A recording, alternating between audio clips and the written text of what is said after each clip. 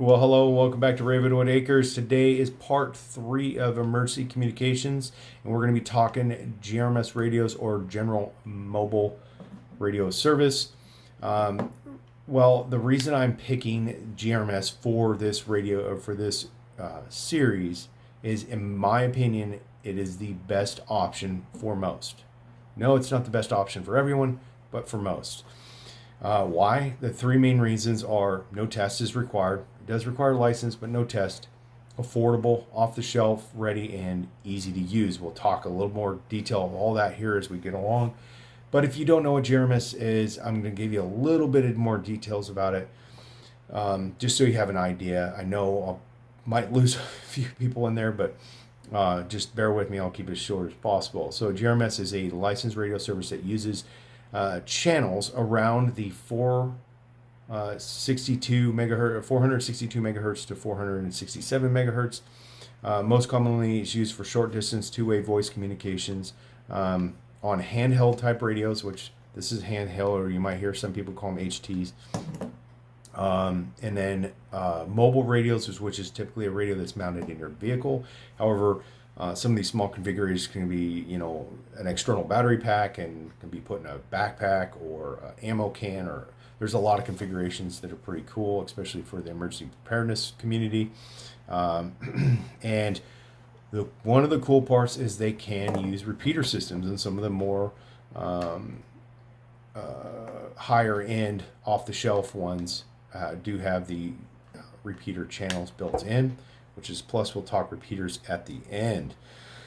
It is covered by the FCC under Part 95, Subpart E. I know you're like, what?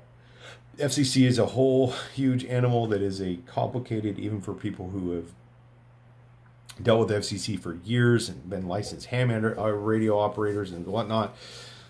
All complain about kind of the complexity, legal mumbo jumbo that got written over there, but the best part, that's why I said this is a good option for most, is if you buy commercial off the shelf stuff, especially from companies that are like Midland and stuff like that, have been around a long time, and you use them as they're designed, you don't do anything crazy, you're not going to get yourself in trouble. So, and you'll be completely legal. You don't have to worry about nothing. So as long as you go and get your license. All right. So, talking the license, so FCC's website, I'm going to provide some links down below for quite a bit of this. There's a lot of information here. If you're interested, do a little bit more research. If you have more questions, ask me in the comments section. But another resource, theravenwoodacres.com. There'll be a whole write-up on this over the emergency communications page with product links, website links for some of the further more information. So go ahead and check it out over there if you miss it here. All right, moving on. The license is supposed to drop. I did let mine expire. I do have a ham radios license, so I kind of just let this one expire because I hadn't been using it. It was kind of a mistake because now you have to completely reapply.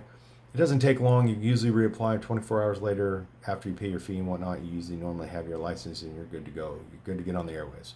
So everyone keeps saying it's going to drop to $30 or $35. I found one article. I think it was dated March of 2021. It is March of 2022. And when I clicked through, got all the way to the fee part, it still said $70. So maybe it's changing soon. I don't know. I'm going to do a little more research. I'll put some more information down below or on my website. You just check that out. But it is good for 10 years. And another benefit is you buy one for your family. You have to be 18 years old, or the person, applying and purchasing this license. And it's good for the entire family. That includes your kids. You can use the radios. Please, if you're allowing them to use higher power radios, be there to supervise them. They're not on there just screaming and going crazy. They're not your little bubble pack. Those can operate on GMRS. Those things are only like 0.5 watts. We'll talk that here just in the next part, but they don't have much of a reach. So they tend to not cause a lot of problems in your local area, especially if you're in a populated, urban or suburban environment. All right. So radios, number one thing I would say, Midland is probably the top tier out there in this market, especially if you just want something that you can buy from a manufacturer, off of Amazon or, other, you can go get some of this stuff at, Walmart or whatnot. And and you don't have to worry about nothing. They've got channels. You flip the channels. The user manuals are pretty easy. You can give them one of those radios pretty much to anyone. And with a little bit of small amount of training, and they'd probably be up and going. Like if they've never used something like that. If they've used something like that before, it might take a few seconds and they're up and running. Excuse me. Midland makes the handhelds, as I mentioned there before, but they're typically a combo FRS GRMS. I have not seen any of them that push over 0.5 watts. If anybody has, please let me know down below, which just basically means those handhelds are very limited in range, not the 20 or 30 miles that sometimes you see on some of those packages from some of the manufacturers. They have a base camp. I have one of those. I'm going to be putting pictures up here in the video.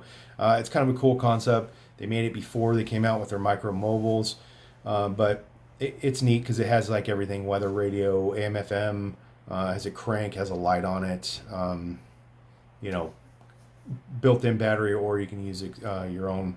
It has a built-in rechargeable, or you can use your own batteries in it, like alkalins.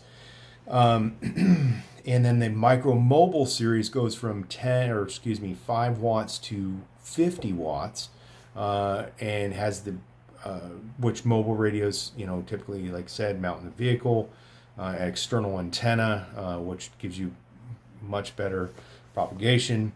The micro mobile series, the ones especially like the 10 or the 5 to 15 watts, they're tiny. I said picture in the video. So they can fit anywhere. I've seen people mount them inside glove boxes, center consoles. The options are pretty unlimited. So there is a few other manufacturers that I found.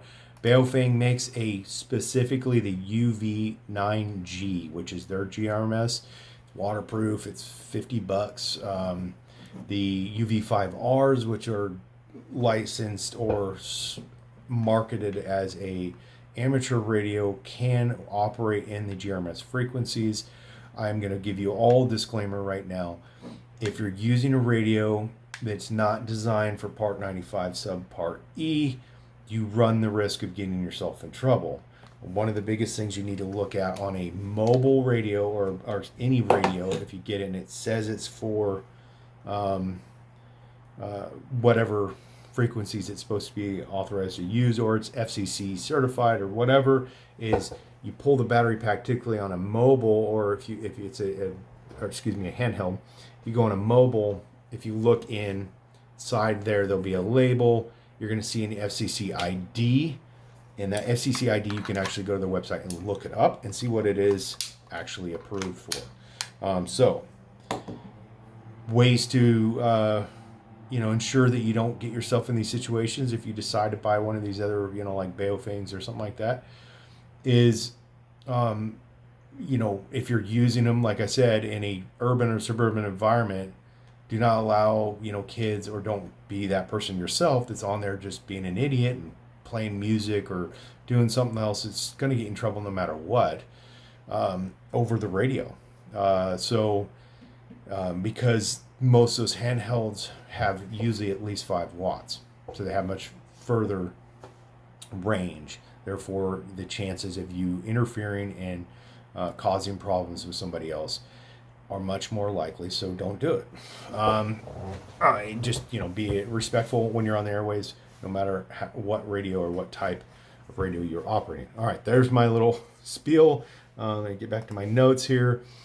So let's talk range. Okay, so I mentioned those bubble packs.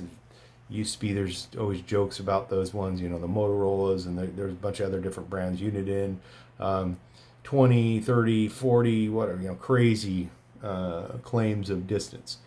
Not so much.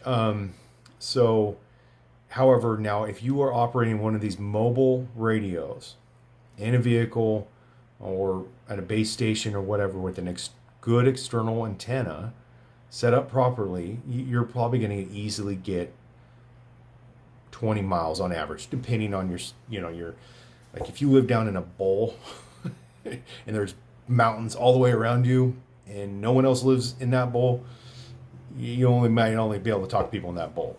That's just radio waves, right? You're not you don't have over the horizon communication capabilities with this, unless you're set up for repeaters, and there's a repeater at the top of one of those hills, and then you could talk out of your bowl to someone outside that area.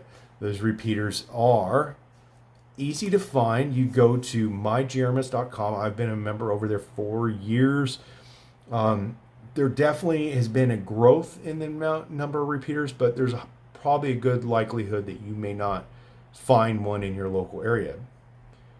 If you're ambitious enough, you could build, and this is something that you're interested in, you could build one of your own. This channel is not for that. Maybe later I'll consider doing it, but I just recommend getting on YouTube like you are right now and going and checking that stuff out, and you'll find plenty of different options that you could build your own. Say you have a big, expansive piece of property, ranch land or something like that, and you want to be able to talk from one end to the other.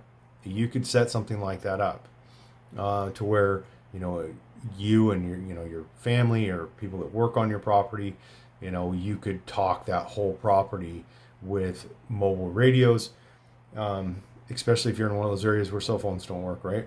Or you want backups to that.